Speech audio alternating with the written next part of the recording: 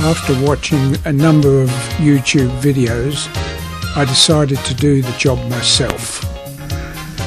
When I removed the old carpet, I expected to find 2 tack strips like this, but what I found was that the old carpet and underlay had simply been stapled in place. I flattened out the old staples. Using the old carpet as a template, I cut the new carpet to size and proceeded to staple it in place, starting at the bottom.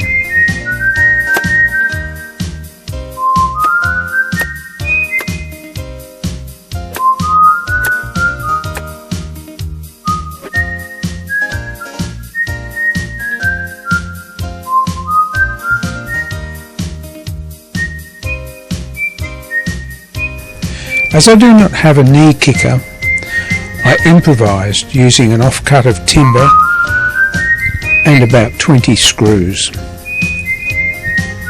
Working up one stair at a time, pushing down the edges with a bricky's bolster.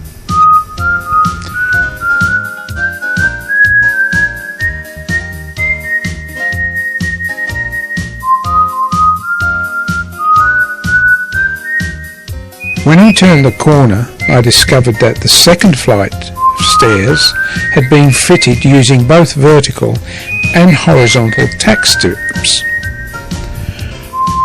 I trimmed the underlay, leaving just enough to cover the nose. Removed the old staples and the vertical tack strip, leaving the horizontal tack strip in place.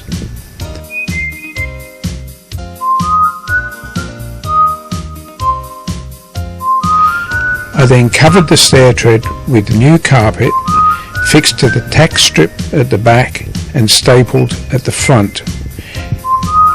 Using some old laminated flooring leftovers, I filled in the gap.